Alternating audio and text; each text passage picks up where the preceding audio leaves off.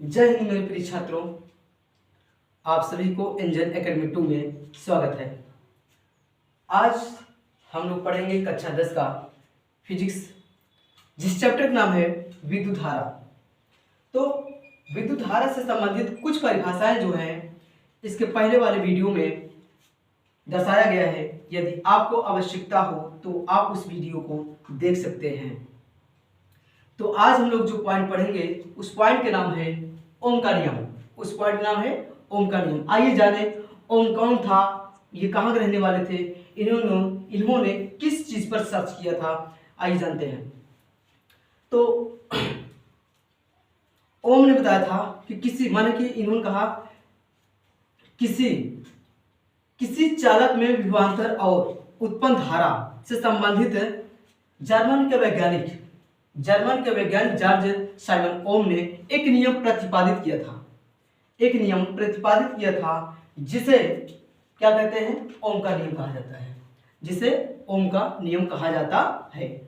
अब देखिएगा, इन्होंने बताया था कि किसी चालक में विभवांतर और उत्पन्न विद्युत धारा से संबंधित जर्मन के वैज्ञानिक जॉर्ज साइमन ओम ने एक नियम प्रतिपादित किया था जिसे ओम का नियम कहा जाता है। इस नियम के अनुसार यह बताया गया है कि जब किसी पदार्थ की भौतिक अवस्था, इस नियम के अनुसार इन्होंने कहा था कि जब किसी पदार्थ की भौतिक अवस्था लंबाई ताप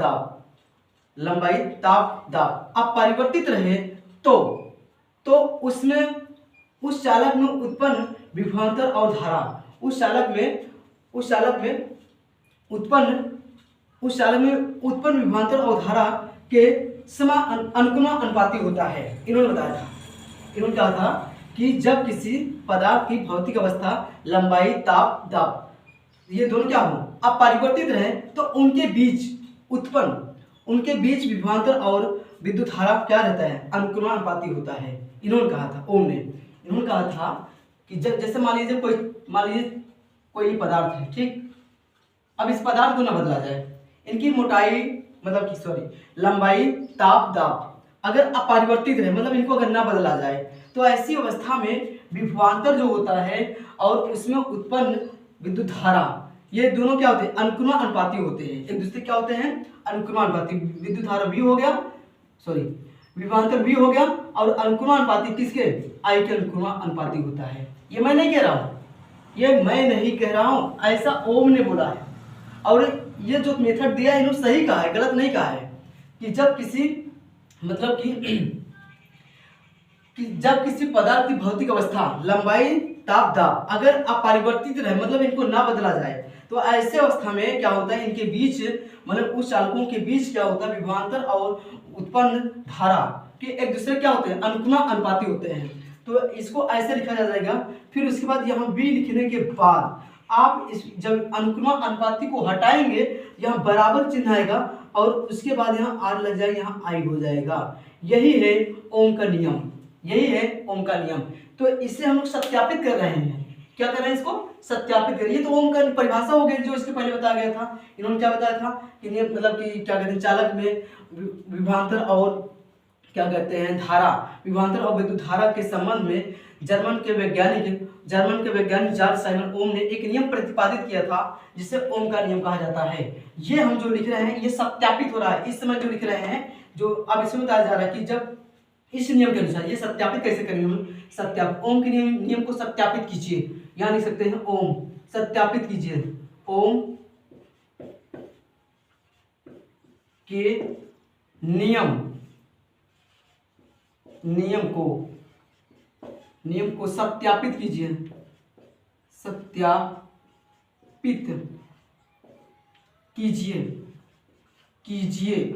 जब इनके नियम हम लोग क्या करते हैं, सत्यापित करते हैं, तो देखिए क्या होता है। तो उन्हें सत्यापन में क्या लिखेंगे, व्याख्या में क्या करके लिखेंगे हम लोग, इस नियम के अनुसार, किस नियम के अनुसार, ओम के नियम के अनुसार जब किसी पदार्थ की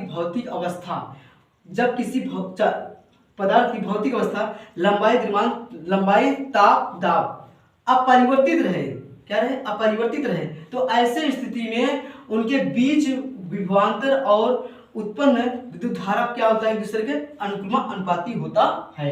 अब यहाँ पर हम लिख सकते हैं, जहां जहां जहां आर एक नियतांक होगा, नियतांक होगा, ये इतना हो गया। अब उसके बाद क्या करते हैं देखिए,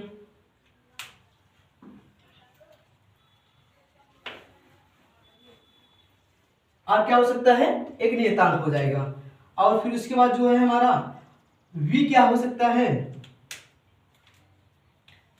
v हमारा विभवांतर हो जाएगा, विभवांतर, v हमारा क्या है, विभवांतर हो जाएगा। I क्या है, I हमारा धारा है, धारा, विद्युत धारा जिसे कहते हैं, विद्युत धारा हो जाएगा। उसके बाद तीनों हो गए। अब इसी को हम लोग किसके रूप में लिख सकते हैं, उसे ध्यान देना। इसको लिखा जा सकता है, इसको लिखा जा सकता है जैसे b बराबर अकेले लिखा गया, b बराबर इतना कर लिखा गया है। अब इसी को r बराबर भी लिखा जा सकता है, r को लिखा जा सकता है v बटे i। क्या लिख सकते हैं, v बटे i।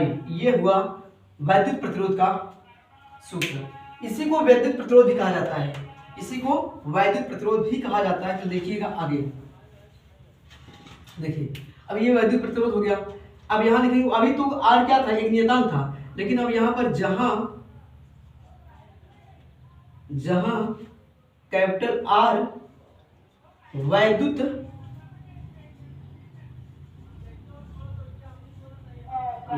प्रतिरोध है, प्रतिरोध है, वैद्युत प्रतिरोध है, ये हो गया इतना, ठीक। अब वहां पे ये दोनों नहीं बदलेंगे, ये सेम वही रहेंगे। अब एक नोट्स लिखिएगा, थोड़ा सा नोट्स में क्या लिखा जाएगा, जब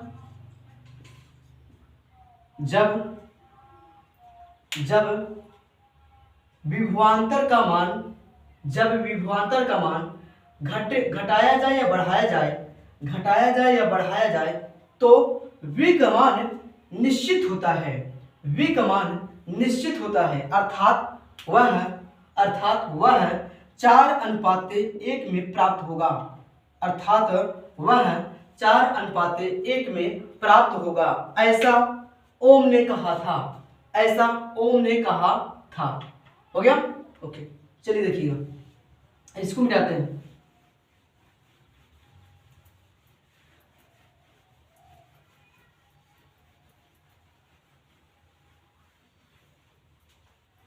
अब देखिएगा, अब हम लोग क्या पढ़ेंगे, अब हम लोग पढ़ते हैं विद्युत धारा, विद्युत प्रतिरोध।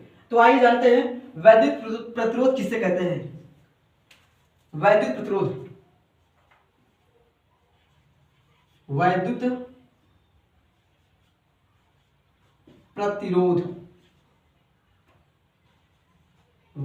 प्रतिरोध।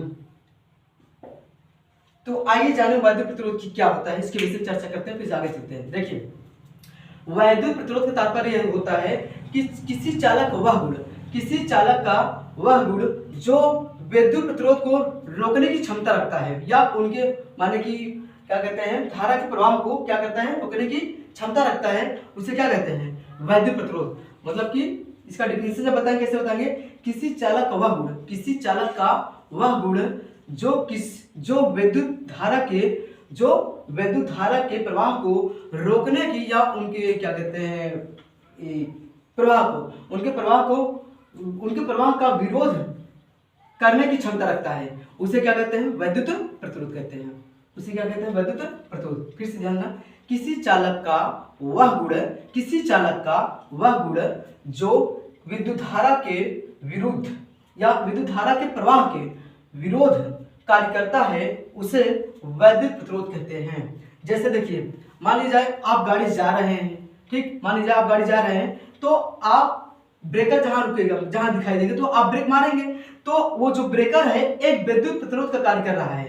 क्या कर रहा है, वो वैद्युत प्रतिरोध का काम कर रहा है। क्यों? क्योंकि देखिए आप स्पीड जा रहे थे और जो विद्युत वो क्या कहते हैं ब्रेकर देखिए ऑटोमेटिक क्या हो गए, रुक गए। जब रुक गए तो क्या हुआ, वो विद्युत प्रतिरोध कौन काम कर रहा है, वो जो ब्रेकर है वो आपका क्या कर रहा है, क्या कहते हैं विद्युत प्रतिरोध का काम कर रहा है। और जो स्पीड था वो धारक काम कर रहा है। जो गाड़ी चल रही थी वो गाड़ी स्लो हो गई कि नहीं, तो गाड़ी जो स्लो होना मतलब क्या है, वही धारा का मतलब धारा की स्पीड क्या करती है, कम कर देती है।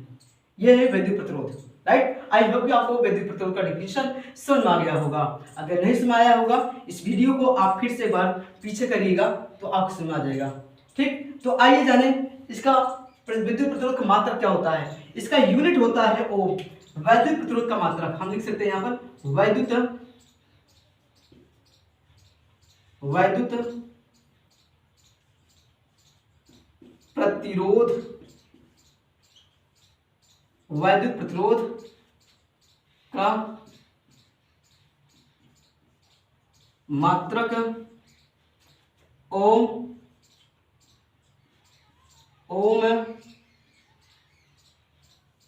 होता है, ओम होता है, ओम होता है। यह हुआ वैद्युत प्रतिरोध का मात्रक। ठीक, तो देखिएगा फिर आगे। अब वैद्युत प्रतिरोध जो होता है किन कारकों पर डिपेंड होता है, मतलब किस पर निर्भर होता है, आइए उस पर चर्चा करते हैं। नोट्स हो गया, नोट्स करिए, जल्दी करो।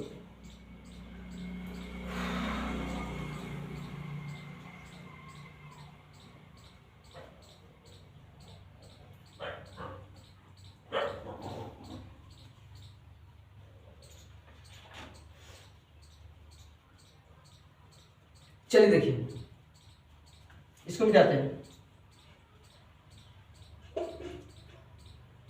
चलिए आइए देखते हैं, मिटा दें इसे। चलो इसको मिटाते हैं, उसको नहीं।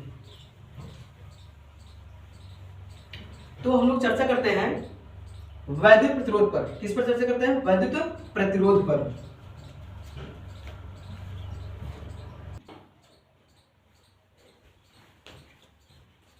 तो आइए चर्चा करते हैं।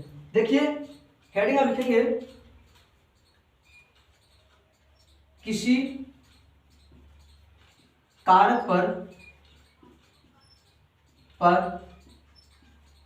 वैद्युत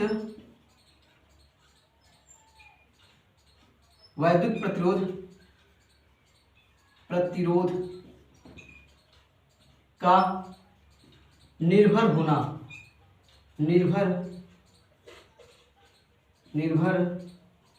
होना, ये होना मतलब कि वैद्युत प्रतिरोध किन किन कारकों पर निर्भर होता है, किन किन पदार्थों पर निर्भर होता है। तो फर्स्ट नंबर लिखेंगे हम लोग, नंबर 1 रहेगा। देखिए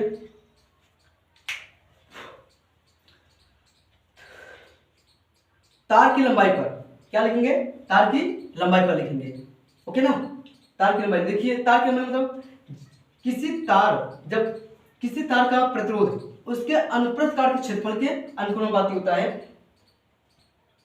उसके माने कि इसमें लिखा दिखाया जाएगा